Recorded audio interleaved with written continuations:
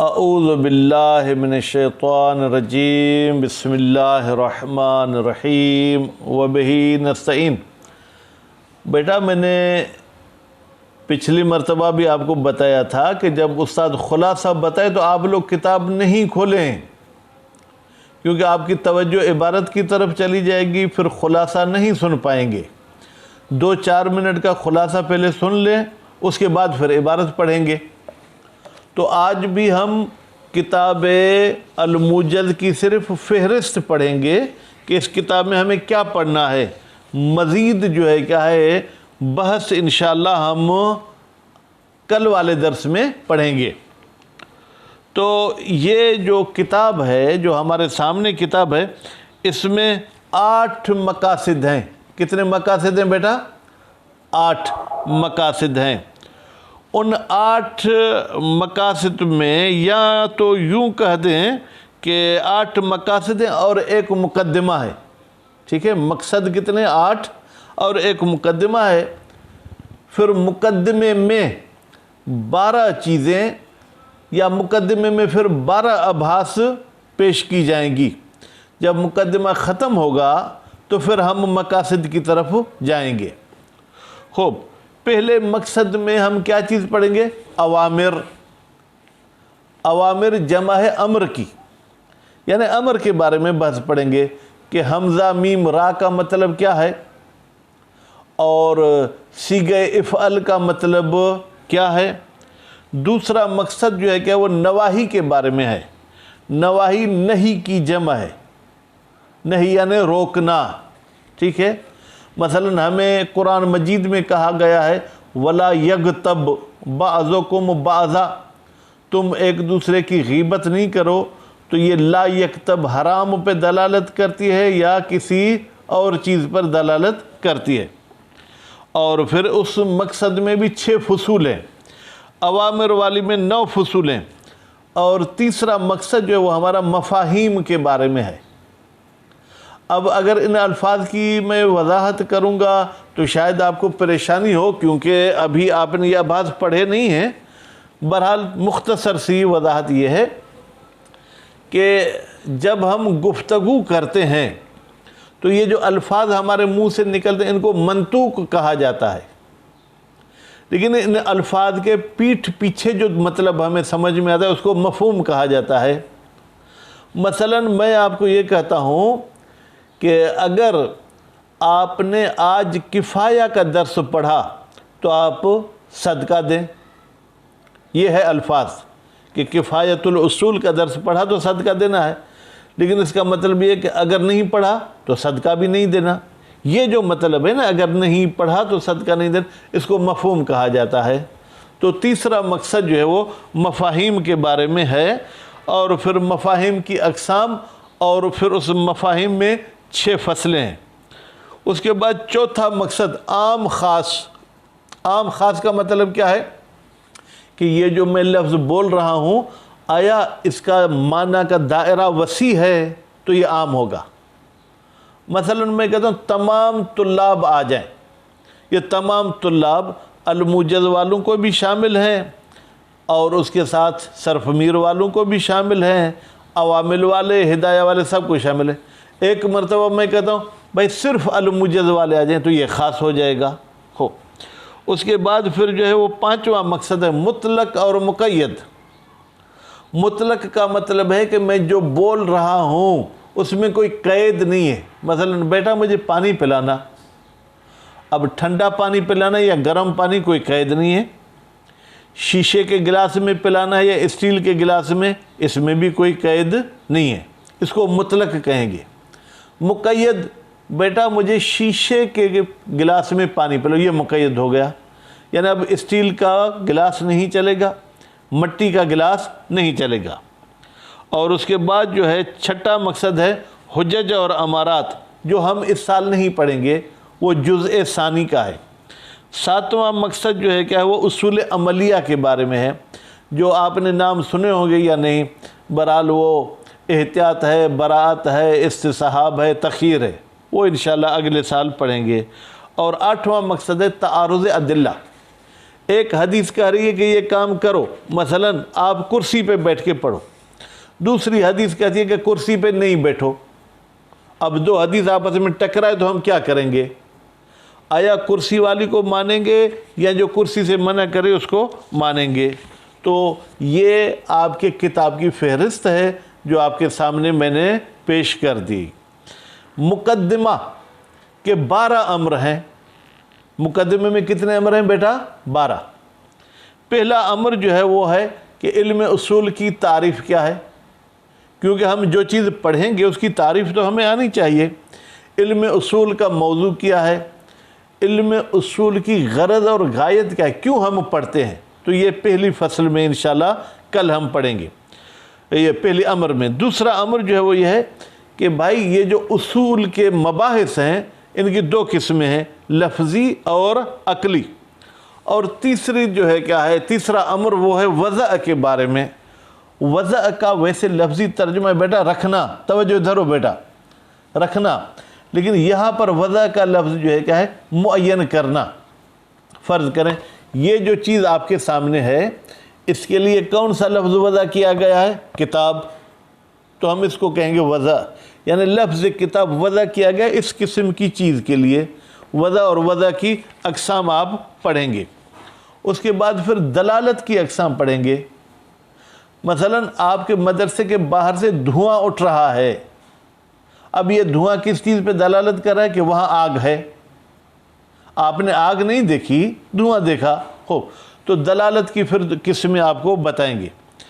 پھر حقیقت اور مجاز، ایک لفظ کو اپنی اصلی معنی میں استعمال کرنا حقیقت ہے، اس کو حقیقی معنی کو چھوڑ کر کسی اور معنی میں استعمال کرنا مجاز ہے۔ جیسے شعر وضع کیا گیا ہے اس درندے جانور کے لیے، لیکن کبھی کبھی استاد بھی آپ کو کہہ دیتے ہیں بیٹا آپ تو شعر ہو، تو اب یہ آپ کے لیے شعر کا لفظ استعمال کرنا یہ مجاز ہے۔ حقیقت کی علامتیں کیا ہیں، مجاز کی علامتیں کیا ہیں، یہ امر سادس میں پڑھیں گے۔ پھر اصول لفظیہ، لفظی بھی کچھ قانون قاعدے ہوتے ہیں، وہ آپ 7ویں امر میں پڑھیں گے۔ پھر اشتراک اور ترادف، اشتراک کیا ہے، لفظ ایک ہو معانی زیادہ ہوں، جیسے اردو میں مثلا کل، گزشتہ کو بھی ہم کل بولیں گے، آنے والے کو بھی کل بولیں گے، یہ مشترک ہے۔ یا عربی زبان میں عین، آنکھ کو بھی عین بولتے ہیں، کندھے کو بھی عین بولتے ہیں، چشمے کو بھی عین بولتے ہیں، گھٹنے کو بھی عین بولتے ہیں مثلا، تو یہ لفظ ہو گیا مشترک۔ مترادف کیا ہے، لفظ 2 یا 3 یا 4 ہوں، معنی ان کی ایک ہو۔ آپ انسان ہیں یا نہیں؟ انسان ہیں۔ آپ بشر بھی ہیں، اب انسان بشر لفظ 2 ہیں لیکن ان کی معنی ایک ہے۔ خوب، اس کے بعد پھر جو ہے وہ 9ویں امر جو ہے وہ یہ ہے کہ جو مشترک لفظ ہے، یعنی جس لفظ کی کئی معنی ہیں، ایک ہی مرتبہ میں منہ سے بولوں، کیا اسے 2 معنی 3 معنی ارادہ کر سکتا ہوں یا صرف ایک معنی کا ارادہ کرنا ہوگا؟ اور 10واں امر جو ہے وہ ہے حقیقت شرعیہ اور متشرعہ کے بارے میں۔ حقیقت شرعیہ اور متشرعہ کیا ہے؟ کچھ الفاظ شریعت کے آنے سے پہلے کسی اور معنی میں استعمال ہوتے تھے، شریعت کے بعد اب ان کو دوسری معنی میں استعمال کیا جاتا ہے۔ اب اگر ہم کہیں کہ رسول اکرم نے ان کو دوسری معنی میں بغیر قرینے کے استعمال کیا ہے تو یہ حقیقت شرعیہ ہے۔ مثلا صلاۃ، آج کل ہم صلاۃ کو کس معنی میں لے رہے ہیں؟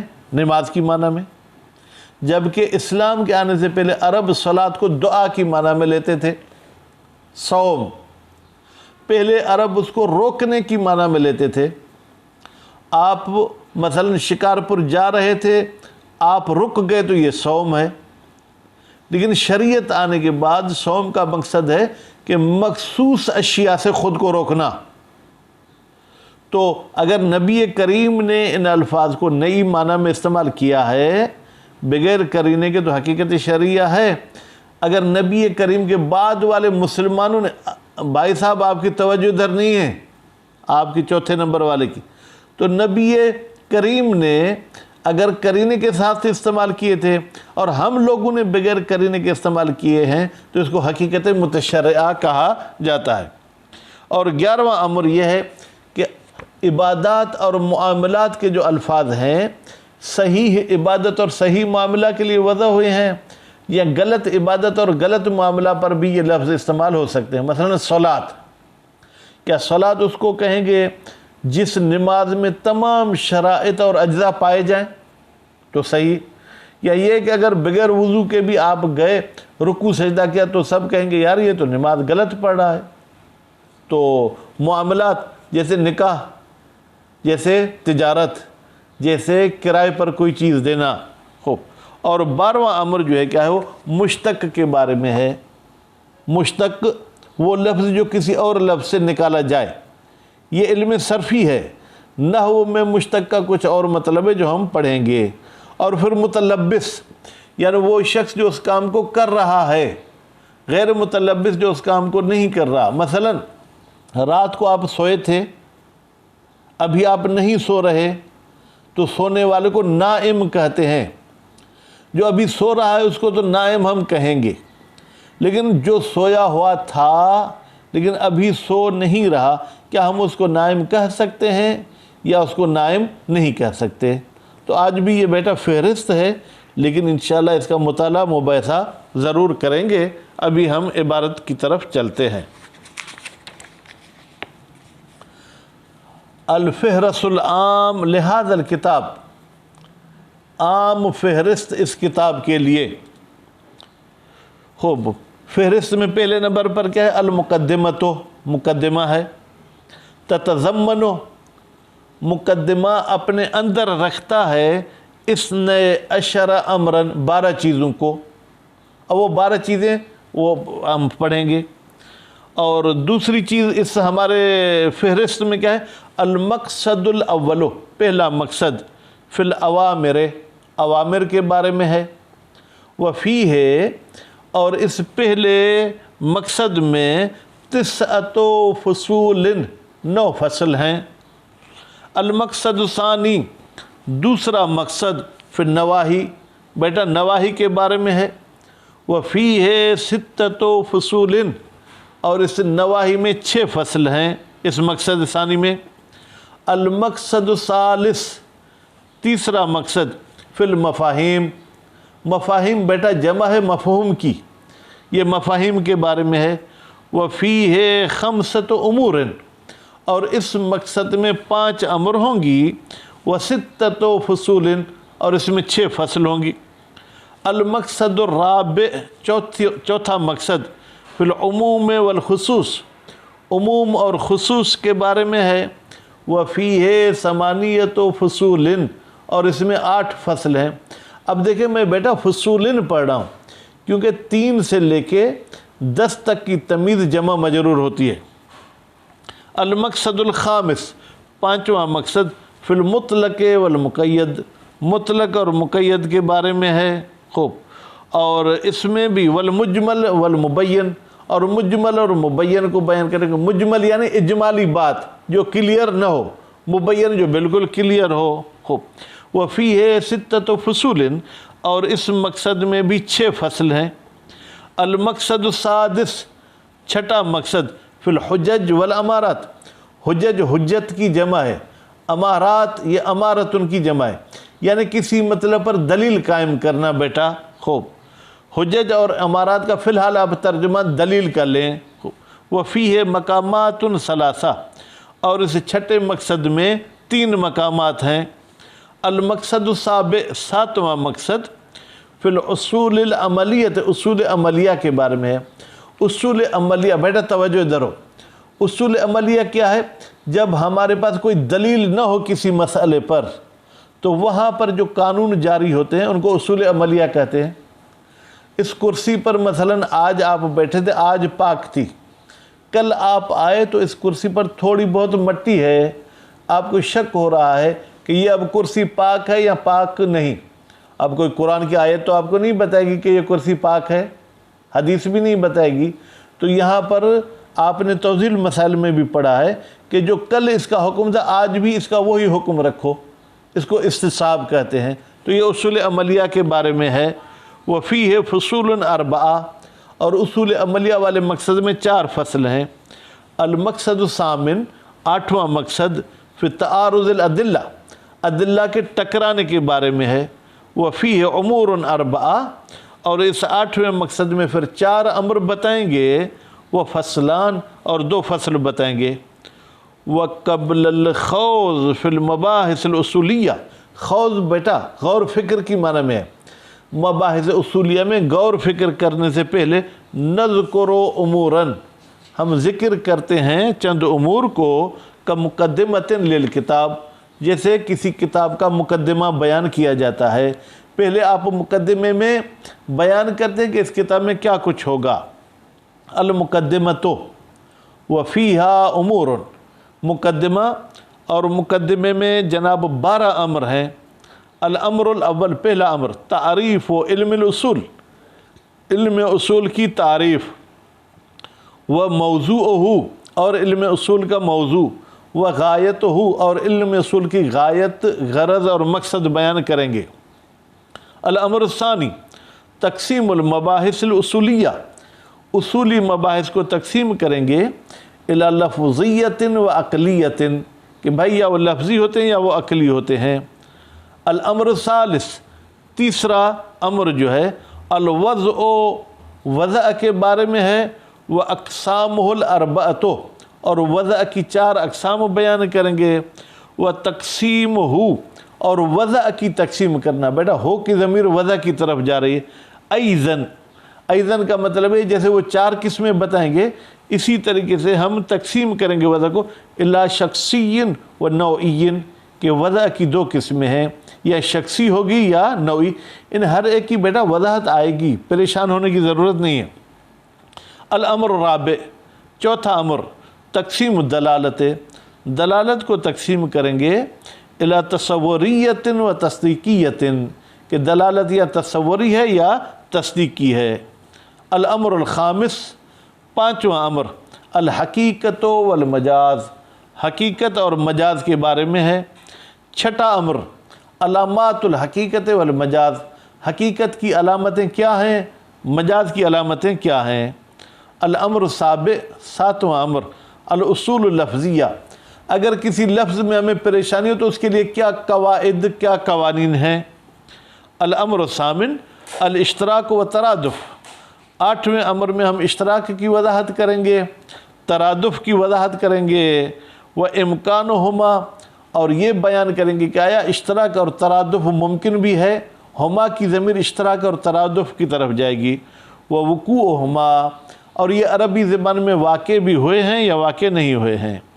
الامر التاسع، 9واں امر، استعمال المشترک، ایک مشترک لفظ کو استعمال کرنا، فی اکثر من معنی، ایک معنی سے زیادہ میں استعمال کرنا، ٹھیک ہے یا غلط ہے۔